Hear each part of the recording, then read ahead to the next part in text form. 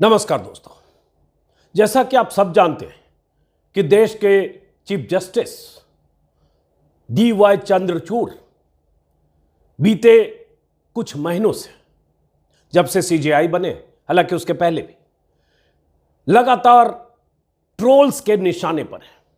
हजारों ट्रोल्स, मोदी भक्त, मोदी समर्थक, संघ समर्थक, खुद को सनातनी कहने वाले, खुद को राष्ट्रवादी कहने वाले, खुद को देशभक्त बताने वाले हजारों ट्रोल्स लगातार CJI चंद्रचूड़ को ट्रोल करते हैं, गालियां देते हैं, हर तरह की मर्यादाएं लांघते हैं, यहां तक कि उनकी बेटियों को भी निशाने पर ले आते हैं, उनके परिवार को नहीं बख्शते, उन्हें हिंदू विरोधी बताते हैं, उन्हें सनातन विरोधी बताते हैं और तरह तरह के बहाने बनाकर या उनके फैसले, उनके मौखिक ऑब्जर्वेशन, उनकी अदालत में कोई कार्रवाई हो रही है उसके पहले, सुनवाई हो रही है उसके बाद, लगातार CJI चंद्रचूड़ को निशाने पर रखते हैं। और 50 बार ऐसा हुआ है जब CJI चंद्रचूड़ का नाम ट्विटर के टॉप ट्रेंडिंग में रहा और अगर उसको क्लिक करेंगे तो सिर्फ गालियां थी। अभी क्या हुआ है कि अभी CJI चंद्रचूड़ पर एक इंटरव्यू में तमिलनाडु के एक पब्लिशर हैं, लेखक हैं, वहां के पॉलिटिकल कमेंटेटर हैं, उन्होंने कुछ बात कही। वो इंटरव्यू YouTube पर पब्लिश हुआ 22 जुलाई को और उसके बाद उस पब्लिशर कमेंटेटर को तमिलनाडु पुलिस ने गिरफ्तार कर लिया है। तो पहले तो समझिए ये क्या मामला है और उसके बाद आगे कि चंद्रचूड़ क्यों निशाने पर रहते हैं, खासतौर से इस दौर में जब प्रधानमंत्री मोदी के दौर में सारी संस्थाएं कॉम्प्रोमाइज्ड हैं, माना जा रहा झुक चुकी हैं, सरेंडर कर चुकी हैं, प्रधानमंत्री मोदी के सही गलत फैसलों के साथ खड़ी हो जाती है। ऐसे दौर में CJI के फैसले या सुप्रीम कोर्ट के कई बार तेवर या सुप्रीम कोर्ट का कई बार रवैया सरकार की आंखों में किरकिरी की तरह CJI और कुछ जज बने हैं, उसी का नतीजा ये तो नहीं। आगे कुछ बात करेंगे, लेकिन सबसे पहले ये मामला क्या है। ये सज्जन है, इनका नाम है, तमिलनाडु के रहने वाले हैं, बद्री शेषाद्री। बद्री शेषाद्री इन्होंने एक तमिलनाडु के एक YouTube चैनल पर एक इंटरव्यू दिया और इंटरव्यू में इन्होंने कहा, और इंटरव्यू क्यों दिया आगे बात करेंगे, पहले इन्होंने कहा, क्या कहा, इनका स्टेटमेंट सुनिए। इंटरव्यू में इन्होंने कहा कि सुप्रीम कोर्ट ने कहा है, अंग्रेजी में कहा, हिंदी तर्जुमा है, अंग्रेजी या तमिल में कहा होगा, मेरे पास हिंदी है और अंग्रेजी है। सुप्रीम कोर्ट ने कहा है कि अगर आप सरकार से अगर आप कुछ नहीं कर सकते तो हम करेंगे। आपको पता होगा कि CJI का एक बयान आया था, बयान नहीं मतलब सुप्रीम कोर्ट ने कहा था जब 19 जुलाई को मणिपुर की 2 महिलाओं का वीडियो वायरल हुआ था जिसमें नग्न अवस्था में उन महिलाओं का परेड कराया गया था, दरिंदगी हुई, बर्बरता हुई, गैंग रेप की शिकार हुई, हत्या भी हुई। उस वीडियो के वायरल होने के बाद 20 जुलाई को CJI ने कहा था या तो आप एक्शन लीजिए वरना हम एक्शन लेंगे। तो उसी CJI के उस ऑब्जर्वेशन या CJI की तरफ से कही गई बात को कोट करते हुए, जिक्र करते हुए कहा, सुप्रीम कोर्ट ने कहा है कि अगर आप कुछ नहीं कर सकते तो हम करेंगे, तो चंद्रचूड़ को बंदूक दे दीजिए और उन्हें मणिपुर भेज दीजिए, देखते हैं क्या वो शांति बहाल कर सकते हैं।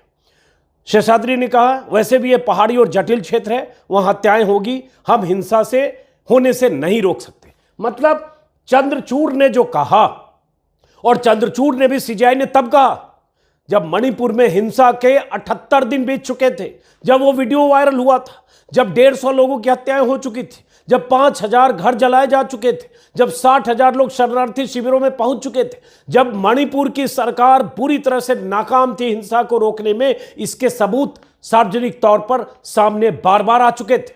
प्रधानमंत्री मोदी चुप थे, सरकार की तरफ से चुप्पी और एक तरह से लाचारी साफ दिख रही थी।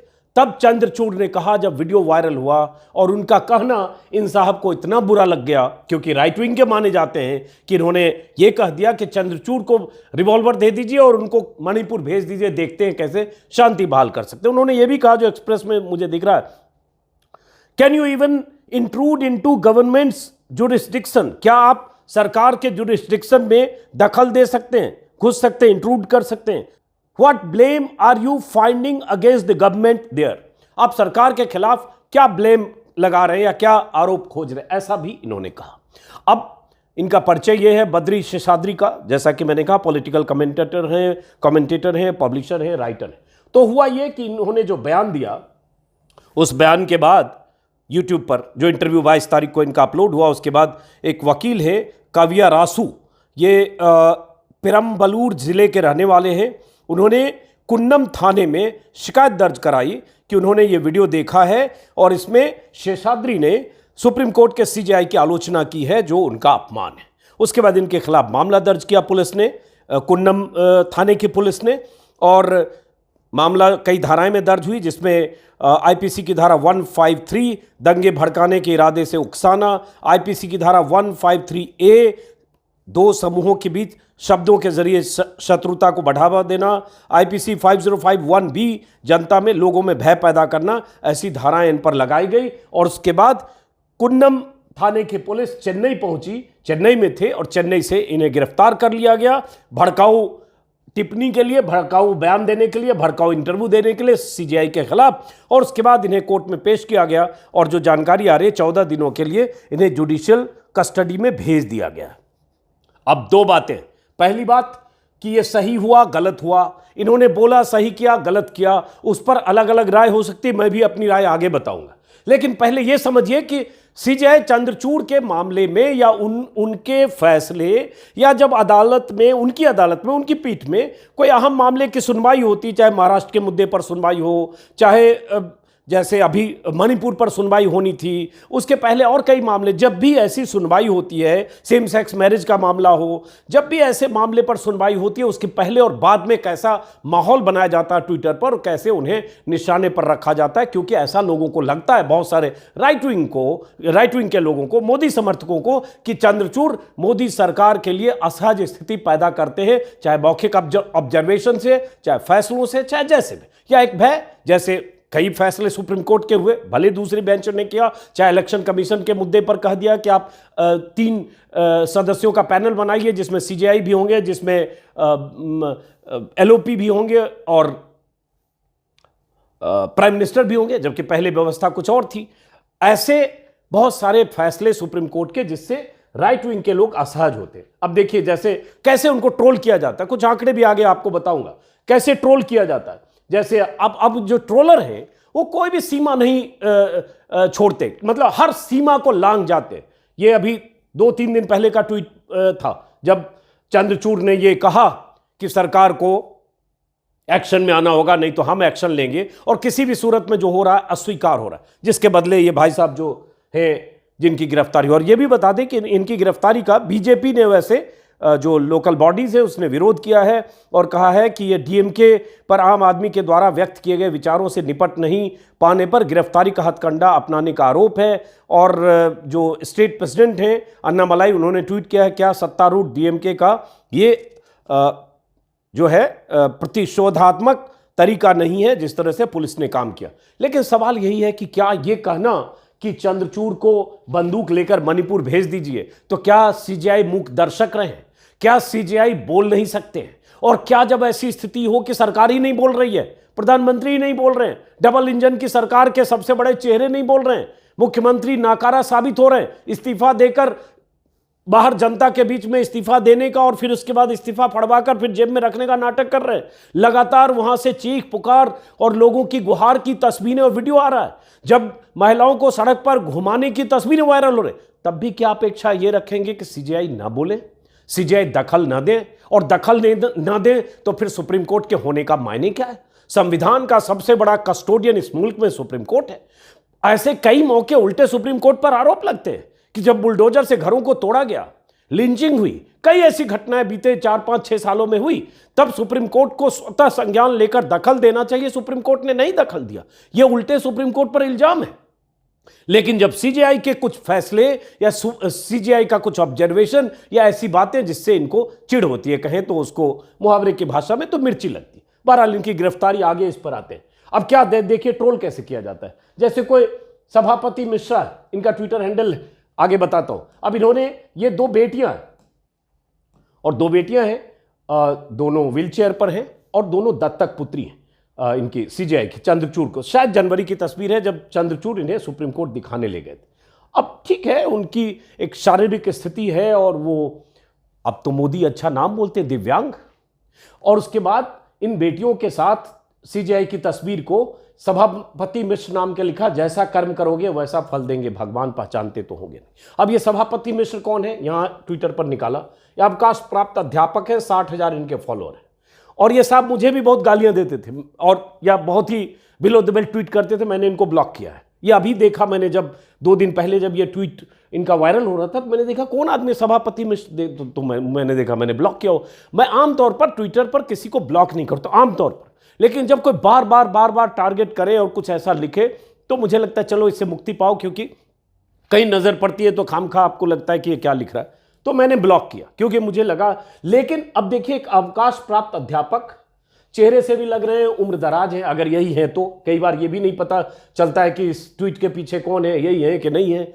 मोदी जी ने खुद कहा चेहरे पर चेहरा लगा लेते हैं लोग, तो इस दौर में इतने चेहरे लोगों ने लगा रखे हैं, पता नहीं चलता है कौन किसका चेहरा है। लेकिन इन्होंने ये लिखा। अब ये सोचिए कि अगर उनकी बेटियां उस अवस्था में है, जो भी बीमारी होगी या कोई जन्मजात समस्या, लेकिन एडॉप्टेड डॉटर्स है, उसको लेकर आप ऐसे लिखेंगे और उसके बाद हजारों लोग उसको उसी तरह से लिखने लगे। एक इन्होंने नहीं लिखा, बहुत सारे लोगों ने लिखा। कैसे ट्रोल किया जाता, कोई हार्दिक भवसार है, ये बार बार ऐसे ही लिखते हैं। अब सीजेआई चंद्रचूड़, लेफ्ट लॉबी, कांग्रेसी, आप ये सस्ते यूट्यूबर, ठग बंधन वाले समेत देश विरोधी कुछ कहेंगे या मुंह में दही जमा लेंगे, ममता के इस्तीफे की मांग करेंगे।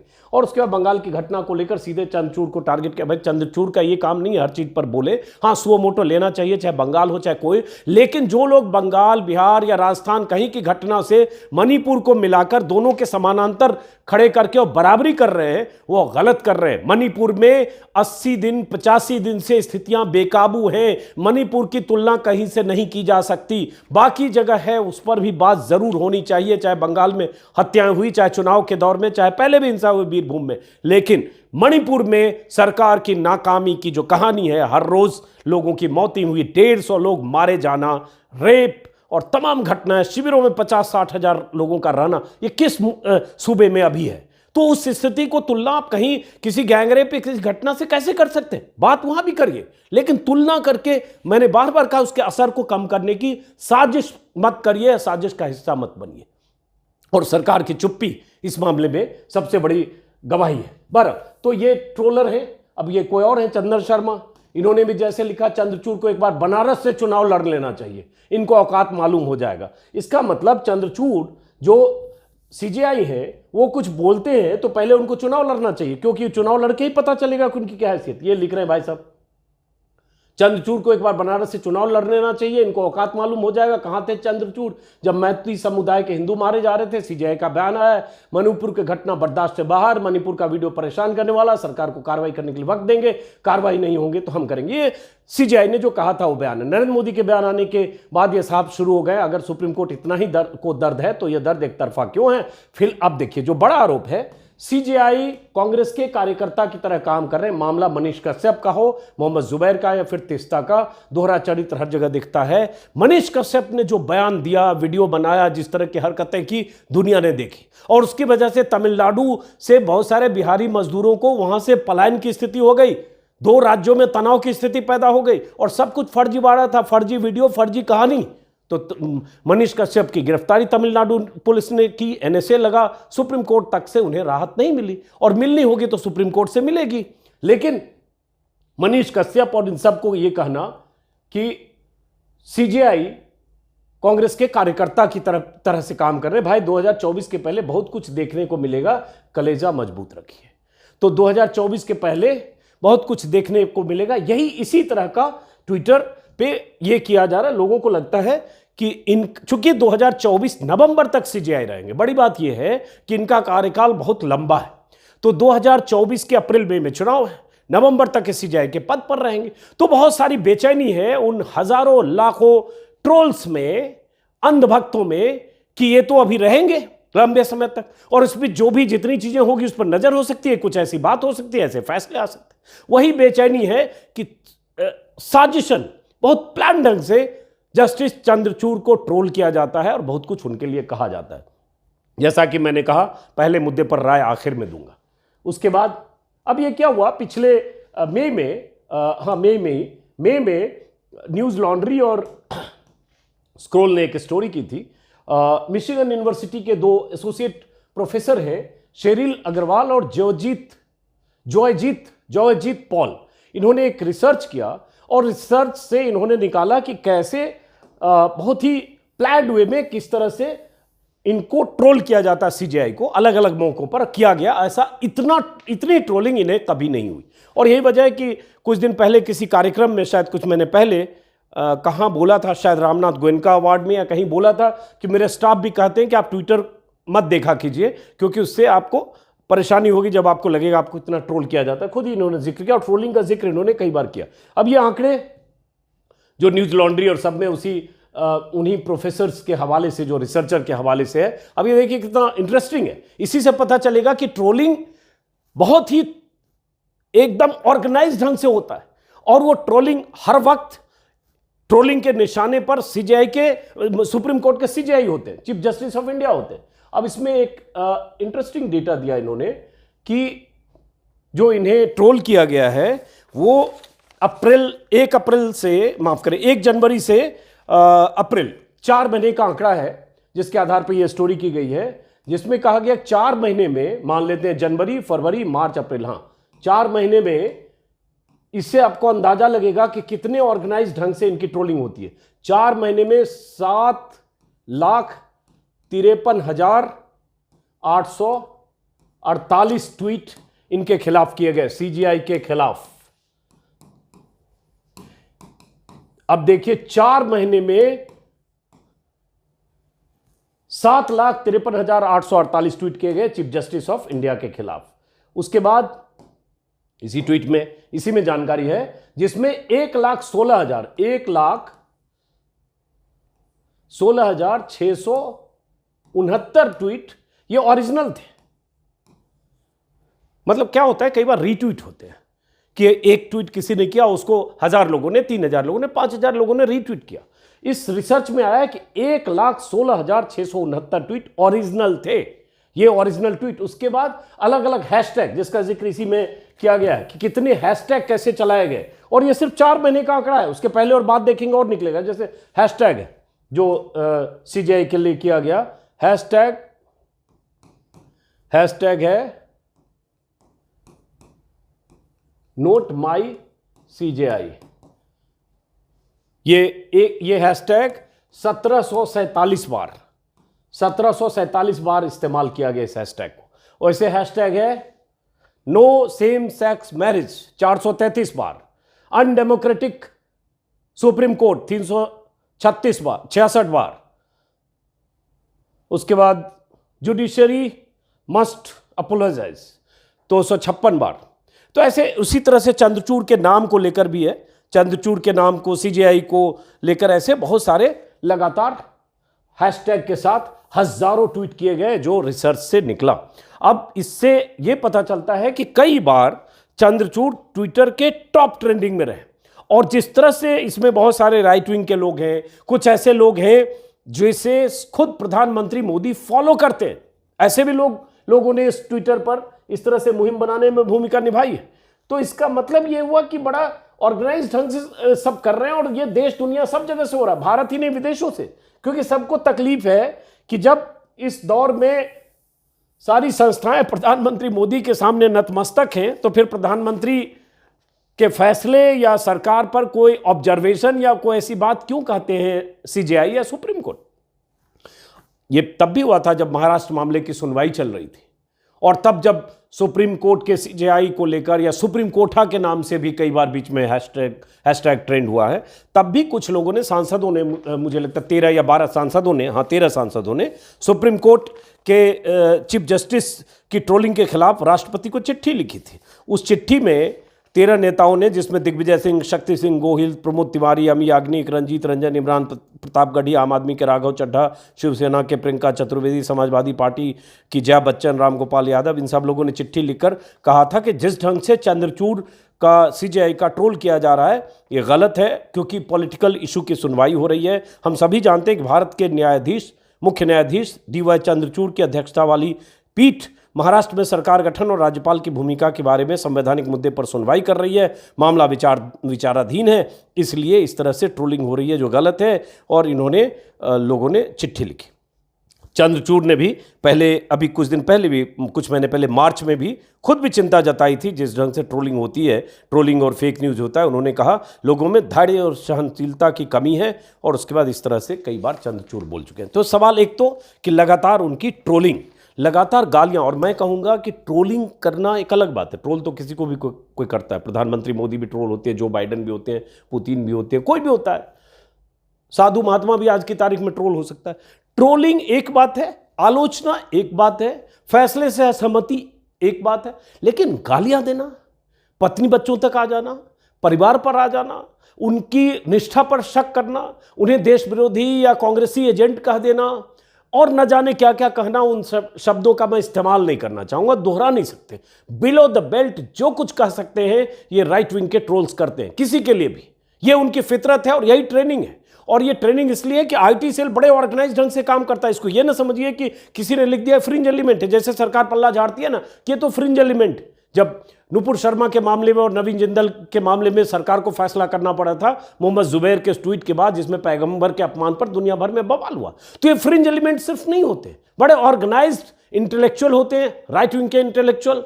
कुछ यूट्यूबर हो सकते हैं, कुछ प्रोफेसर हो सकते हैं, कुछ ऐसे लोग हो सकते हैं जिन्हें प्रधानमंत्री मोदी फॉलो करते हैं, और कुछ ऐसे लोग हजारों हो सकते हैं जो IT सेल के छर्रे हैं, मैं छर्रे बोलता हूं, जिन्हें IT सेल एजेंडा देता है, बीजेपी का IT सेल, और उसके बाद वो ट्रेंड करने लगता है। तो इस दौर में सुप्रीम कोर्ट के CJI निशाने पर रहते, गाहे बगाहे अक्सर आंकड़े मैंने आपको बता दिए, उसमें बहुत सारी चीजें, चूंकि इन्हें हिंदू विरोधी, मोदी विरोधी, सनातन विरोधी, न जाने क्या क्या विरोधी साबित किया जाता है। अब आते हैं इस मुद्दे पर जो मैंने पहले कहा कि मैं निजी राय कहूंगा कि गिरफ्तारी से बचा जा सकता था, क्योंकि अभिव्यक्ति की आजादी किसी को है, और इन्होंने गाली नहीं दी। इन्होंने ये कहा कि चंद्रचूड़ को बंदूक लेकर उन्हें भेज दीजिए, देखते हैं वो कैसे वहां मणिपुर में काबू करते हैं। तो निजी राय यह है कि गिरफ्तारी से बचना चाहिए। लेकिन इसका दूसरा पक्ष भी है कि जब देश में स्थितियां इतनी बेकाबू हो जाएं, ट्रोल इतने अनकंट्रोल हो जाएं और इतनी स्थिति हो जाए, तो कई बार यह संदेश भी देना जरूरी है, क्योंकि कब क्या किसको कोई बोलेगा इसकी कोई सीमा नहीं है। तो यह दूसरा पक्ष है। बहुत सारे लोग ऐसा सोचने वाले होंगे। मेरी सोच अभी भी यही है कि इसमें गिरफ्तारी से बचा जा सकता था, गिरफ्तारी जरूरी नहीं थी। लेकिन ठीक है, एक राज्य के पुलिस ने अपना फैसला किया, उस फैसले के खिलाफ इनके पास हक है कि हाई कोर्ट जाए, सुप्रीम कोर्ट जाए, गिरफ्तारी के खिलाफ अपनी जमानत अर्जी दें, जो भी करें। लेकिन चिंता की बात यह जरूर है कि CJI को लगातार निशाने पर रखना, उनके परिवार को निशाने पर रखना, उनके हर फैसले पर सवाल उठाना। हालांकि मैं ये भी कहूंगा, न्यायपालिका आलोचना से परे नहीं है, CJI आलोचना से परे नहीं है। उनके फैसले पर सवाल उठाया जा सकता है, सवाल मोटिव पर बार बार उठाना वो बात बड़ी बात है। सवाल न्यायपालिका का कोई फैसला सही, कल को CJI गलत कोई फैसला करेंगे, मैं भी सवाल उठाऊंगा। मैं तो सवाल इस पर मैंने उठाया था पिछले वीडियो में कि मणिपुर के मुद्दे पर 78 दिन बाद क्यों CJI ने कहा कि हम एक्शन लेंगे, जबकि मणिपुर के मुद्दे पर 6 या 7 मई को हिंसा की शुरुआत 4 मई को हुई, उसके 4 दिन बाद, 3 दिन बाद कॉलिन गोंजाल्विस नाम अगर मुझे याद है, उन्होंने सुप्रीम कोर्ट में याचिका डाली और 3 या 4 तारीखों सुनवाई की हुई, और उसके बाद कहा गया, जो सॉलिसिटर जनरल है उन्होंने कहा स्टेट का मामला है, और मामला टलता रहा। तो मेरा सवाल तो है, CJI ने देर क्यों किया? पहले सुओ मोटो एक्शन लेना चाहिए था अगर सरकार सो रही थी या सरकार एक्शन नहीं ले रही थी। तो ये सुप्रीम कोर्ट अगर कस्टोडियन है तो सुप्रीम कोर्ट नजर नहीं रखेगा तो कौन रखेगा? अब इंतजार करिए 4 तारीख का। 4 तारीख को, हालांकि उस बेंच में CJI नहीं है, 4 तारीख को राहुल गांधी की सजा के मामले में सुनवाई है, डिफेमेशन केस में। सुनवाई में हो सकता है 4 तारीख को कुछ ना हो, अगली तारीख पड़े, क्योंकि पुर्णेश मोदी जिन्होंने राहुल गांधी पर मानहानि का केस किया और गुजरात सरकार का जवाब आएगा। लेकिन उस फैसले पर भी बहुत कुछ तय होता है। फैसला अगर राहुल गांधी के केस में गया तो समझिए कितनी ट्रोलिंग होगी, और फैसला राहुल गांधी के खिलाफ गया तो लोग खुश होंगे। तो उसका भी हमें इंतजार करना पड़ेगा क्या होता है। ट्रोलर खुश होंगे, मैं ये बोल रहा हूं, जो राइट विंग के ट्रोलर है। लेकिन सुप्रीम कोर्ट की साख दांव पर लगी है राहुल गांधी के मुद्दे पर भी। फिलहाल इस वीडियो को यहीं खत्म करते हैं दोस्तों। फिर मुलाकात होगी। आपने अगर मेरे यूट्यूब चैनल को सब्सक्राइब किया है तो अच्छी बात है, नहीं किया है तो करिए, और किया है मुमकिन हो ज्वाइन करिए। नमस्कार।